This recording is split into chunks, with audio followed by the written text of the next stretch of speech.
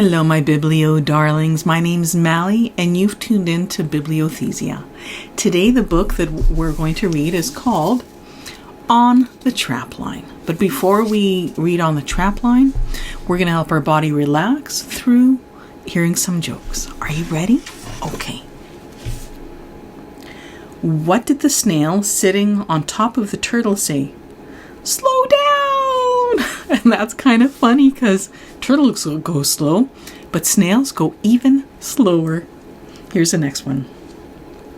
What do you call a duck that eats gunpowder? A firecracker. Oh, that's so good. And here's the next one. What do you get if you cross Cinderella with a fish? Glass flippers.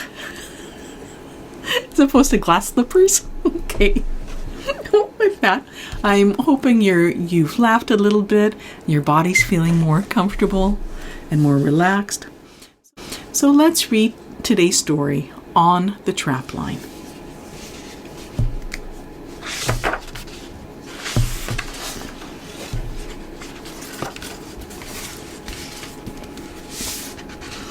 I'm on my way up north because Mosham, my grandpa, is taking me to his trapline. I've never been there before, and Mosham says he hasn't been since he was a kid like me. When I look out the window, all I can see are trees and water. The lakes look like blue clouds in a green sky. What's a trapline, I ask? Traplines are where people hunt animals and live off the land, he says. When we touch down in the community, Mosham's old friend is waiting for us. Tansy, he says to Mosham. Tansy, Mosham says to him. Mosham speaks Swampy Cree when he's around his friends. Hi, I say. That's what Tansy means in English. Tansy means hi. Tansy, everyone. It's different here. In the city, everything's all bunched up. In the north, there's so much space. Mosham says relatives live in houses close to each other, but to me it looks like there's still lots of room between them. Kiwetinok means north, and I'm apologizing in advance. I do not know this language at all, so I will try, but if there's any elders that would like to teach me, I would love to learn. We pull up to a small house beside a big lake. Is this your trapline, I ask? No, Mosham says. This is where we lived after we left the trapline. Mosham tells me that in the winter, everybody in the family slept in one room, where the wood stove kept them warm. He says it was nice being together like that. I guess some things are bunched up in the north. Wakomakanek means family. I probably said it all wrong. Actually, I know I said it all wrong. We walk to the shore behind the house. There are all kinds of rocks, big and small, round and flat. I think about the beach I go to near the city where there's only sand. This is where we used to swim, Mosham says. Mosham tells me that he and his brothers and sisters made paper boats here too. They would pretend the boats were freighters and put tiny rocks in them to see how long they would float. And Capasimo means swim. We drive down a gravel road that winds through trees like a snake, and at the end of the road a path leads to the remains of an old building. This is where I went to school after we left the trapline, Mosham says. Most of the kids only spoke Cree, but at that school all of us had to talk and learn in English. Did you still get to speak Cree, I ask? My friends and I snuck into the bush so we could speak our language, he says. Oh, how do I say this? Inini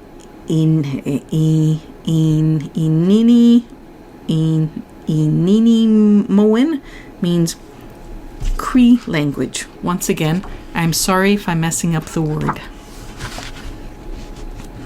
We look at the birch trees and pine trees and all the long grass. I imagine Mosham and his friends speaking Cree in there.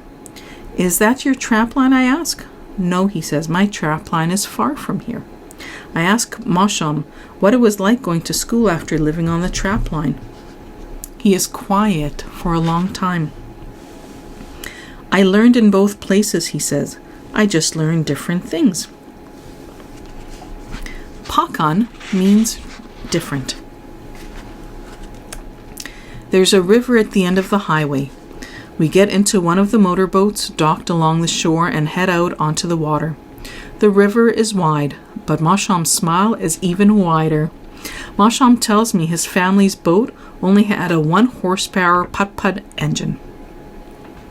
That's not a lot of horses, I say, but I think it would be nice to travel slow around here.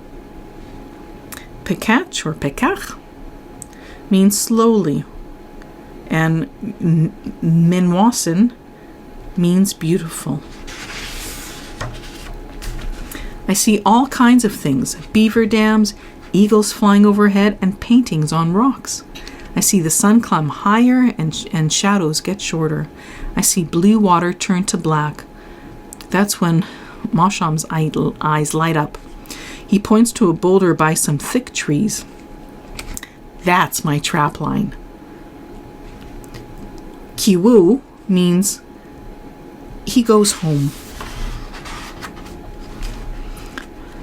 Mosham needs a walking stick, so I find him a perfect piece of driftwood. This is where we lived when we were on the trapline, he says. Mosham tells me that everybody in the family slept in one big tent so they could keep warm at night. I think it would have been nice being together like that. Pakwanikimik means tent. We find a pile of wood that looks like a giant game of pick-up sticks. This is where we chopped wood, he says. Mosham tells me that even the youngest children had jobs to do, and everyone would share the work. I think about my chores back in the city, putting away dishes, cleaning up my room, and I wonder what it would be like to do my chores outside instead. Wanawi means go outside. There are bushes all around the clearing. We find one that's full of Saskatoon berries. Yum! Mosham picks one and puts it right into his mouth. When we were hungry, we had to find food, he says. We ate all kinds of berries. I pick a Saskatoon berry and eat it just like Mosham. It tastes better than the fruit we get at the store. I have more than just one. I would have so many more. Benissa means berries. We walk together back to the shore. Mosham tells me that this is one of the places where he used to set traps.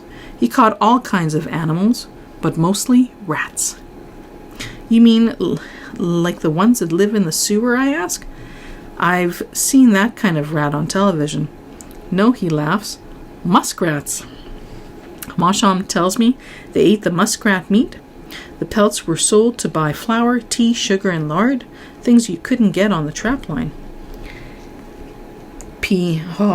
How do I say this word? Pisiscoak means animals. All of these new words. When we are about to leave, I stand with Mosham by the lake. He holds my hand tight, but he doesn't say anything. Kisi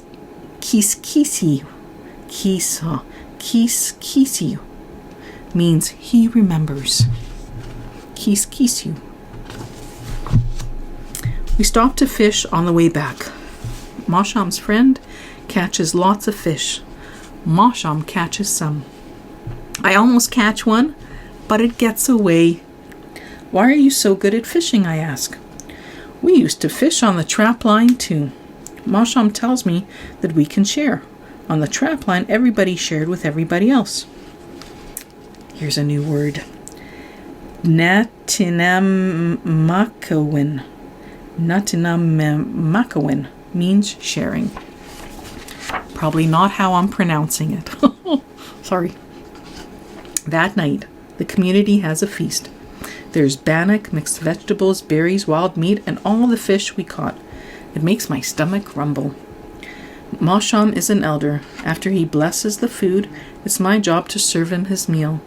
Elders get to eat before anybody else. Ekosani, he says when I bring his food. Ekosani means thank you. When it's time to go home to the city, I ask Mosham if we can come back soon. He says that we can. After we take off, I see Mosham looking out the window. Can you see your trapline, I ask? Yes, he says. I can imagine it just the way it used to be, and just the way it is. Can you?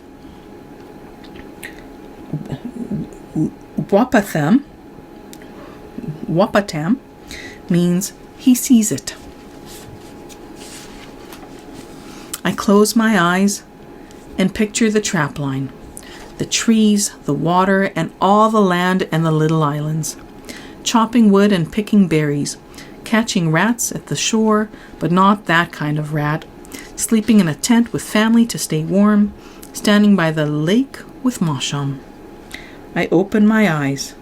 Yes, I can see it too.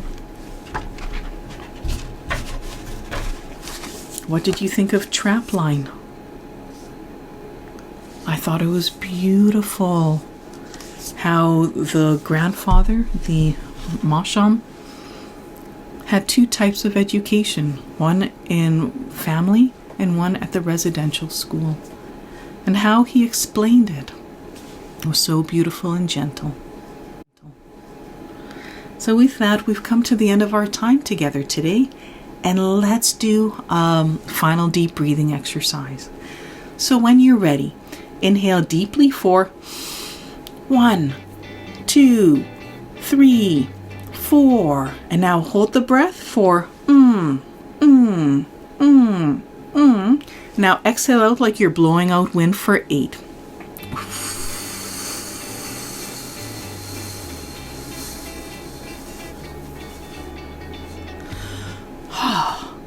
I'm hoping that your body feels more relaxed.